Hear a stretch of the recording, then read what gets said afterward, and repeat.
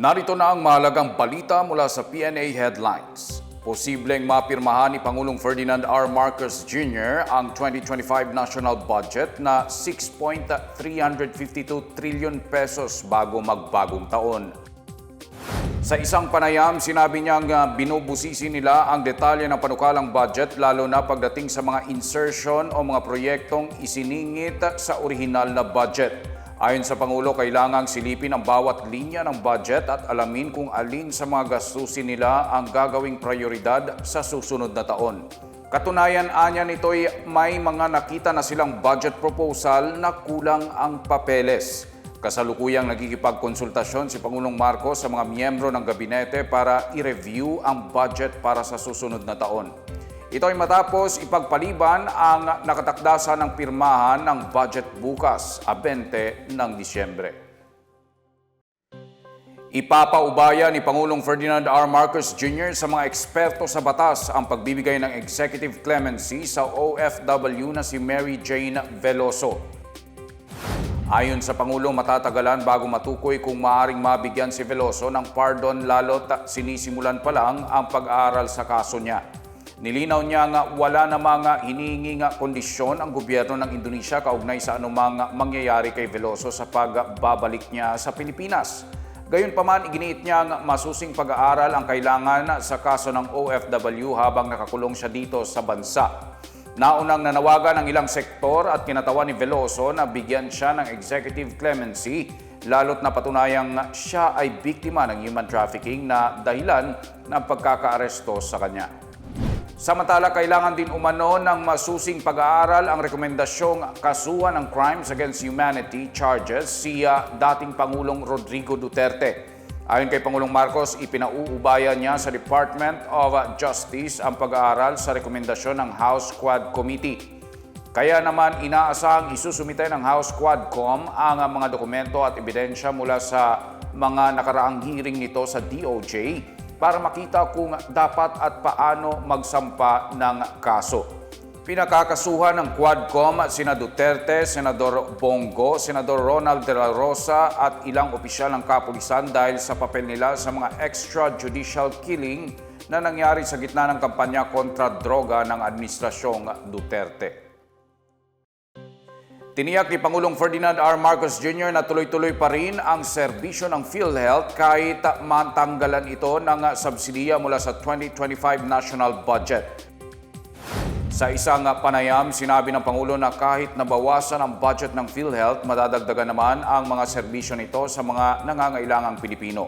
Bukod dito, palalawakin din ang pagbabayad sa insurance claim. Naunang sinabi ni Senate Finance Committee Chair Grace Poe na walang magkukuhang subsidy sa ilalim ng 2025 national budget ang PhilHealth. Ito anyay dahil may hawak pa ang PhilHealth na reserbang 600 billion pesos. Sa iwalay na panayam, sinabi ni Health Secretary Ted Herbosa na may 150 billion pesos na surplus ang PhilHealth mula noong 2024 na pwedeng ibayad sa indirect members. Umaasa naman ang PhilHealth na papayag si Pangulong Marcos na bigyan pa rin sila ng subsidiya para sa susunod na taon. Pinarangalan ni Pangulong Ferdinand R. Marcos Jr. ang papaalis ng hepe ng Philippine Air Force na si Lieutenant General Stephen Pareño. Sa change of command ceremony sa Villamor Air Base ngayong araw, kinilala ng Pangulo ang katapatan ni Pareño sa kanyang tungkulin sa nakalipas na 2 taon at bilang miyembro ng Armed Forces sa loob ng 37 taon.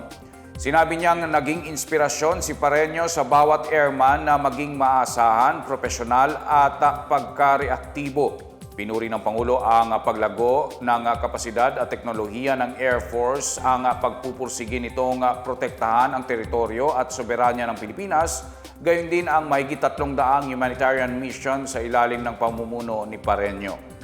Kinilala rin ni Pangulong Marcos si Lieutenant General Arthur Cordura na hinirang bilang bagong hepe ng Air Force.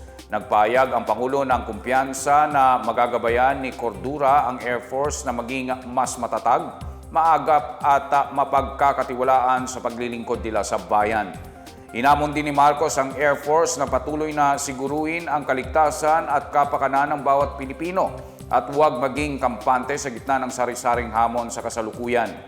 Nangako naman ang Pangulo na gagawing prioridad ang modernisasyon ng AFP para mapalakas ang sandatahan sa kanilang pagprotekta sa bansa.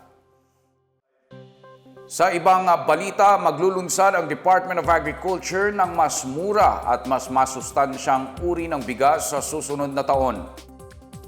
Ayon kay Agriculture Secretary Francisco Chu Laurel Jr., ilulunsad sa mga kadiwa ng Pangulo Store sa taong 2025 ang mga bigas na tatawaging sulit rice at nutri-rice.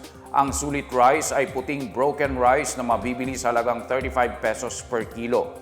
Ilulunsad ang sulit rice sa darating na Enero. Ang nutri-rice naman ay bigas na sagana sa sustansya at fiber na maganda sa kalusugan at mabibili sa halagang 36 hanggang 37 pesos per kilo. Ilulunsad naman ang nutri-rice sa kalagitnaan ng 2025. Samantala, sinabi ng DA na gagamitin ito ang inaprubahan nilang pondong 5 bilyong piso para sa mga proyektong Rice for All at 29 pesos. Ayon kay Chu Laurel, simula Enero ay bibili sila ng bigas sa mga lokal na magsasaka at kooperatiba. Umaasa silang maibebenta sa mga kadiwa ang kanilang bigas sa halagang 38 o 39 pesos kada kilo na mas mababa sa itinakda para sa Rice for All na 40 pesos. At yan ang pinakabago at pinakamahalagang balita sa mga oras na ito, hatid sa inyo ng PNA Headlines. Para sa iba pa mga balita at impormasyon, bisitahin lamang ang aming webpage pna.gov.ph o ang aming Facebook at X account na Philippine News Agency. Ipinapalabas din ang PNA Headlines sa Facebook page ng serbisyo. Mapapanood din ang PNA Headlines sa pamamagitan ng link sa website ng News and Information Bureau sa ilalim ng PNA News at sa YouTube account ng Philippine News Agency. 6 na araw na lang, Pasko na. Ako si Wilnard Baselonia. Ito ang PNA Headlines na gati ng mga balitang nagbubuklod sa bagong Pilipinas.